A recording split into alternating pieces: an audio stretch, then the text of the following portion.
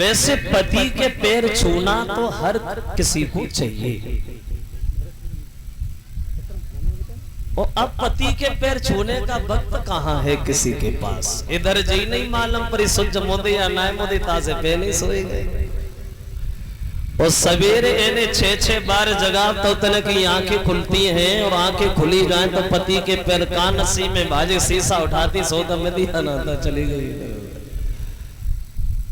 तो मजे रहे सही कहे। यानी अब अंतर है, फर्क है। पहले की पत्नियां अपने पति को बहुत चाहती थी, बहुत प्यार करती थी, मतलब थी पहले भूतकाल में, अब नहीं है। वैसे ऐसा भी नहीं है कि आजकल स्त्री अपने पति को ना चाहती हो, चाहती तो है, लेकिन अब चाहती है थोड़े समय तक के, कब तक के बोले तब तक के, जब तक के। आज की स्त्री को पति में 2 चीजें दिखाई देती तब तक खूब मानती है। 2 चीज कौन सी? एक शरीर में ताकत और जेब में पैसा, तब तक खूब मानती। बिना मांगे रोटी तैयार, बिना मांगे पानी तैयार। कब तक के? जब तक जेब थोड़ी उचकी उचकी सी रहती है तब तक।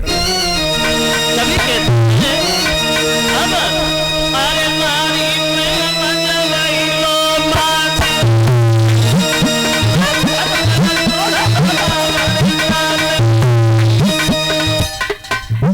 वैसे क्षमा करें, ये एक घर की कहानी नहीं है, घर घर की कहानी है।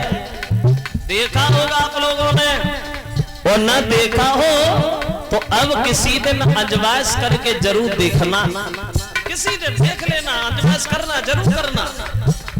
तुम बाहर से आ पैसा पैदा करके ला, घरे घुसो तो अम्मा तो मुंह की तरफ देखते, बहु जेब की तरफ देखते, भर के तो ही है। संजा को पैर दबा दी जाए और पैमाना की काटी जाए, देखो तो मैं तेज नवा दे हमारी कुंडल कब के टूटे डरे कब बनवाए। फिर बने औरत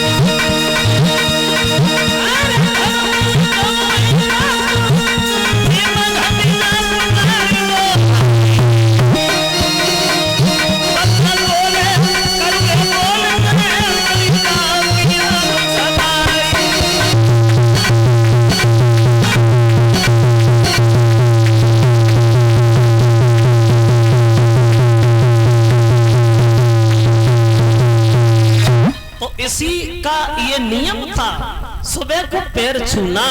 वो इन्हीं महाराज के एक लड़का था जिसका नाम था कंस। और ये कंस बताते हैं, एक विद्वान ये कहता है ये उग्रसेन से पैदा नहीं हुआ था, एक दुर्मिल नाम के राक्षस से पैदा हुआ था। कंस के जन्म के बारे में 2 प्रमाण मिले हैं। एक कवि कहता है कि ये उग्रसेन के खून से पैदा था, लेकिन दूसरा विद्वान ये कहता है ये उग्रसेन से नहीं राक्षस से पैदा था। वो राक्षस से क्या मतलब हो सकता है?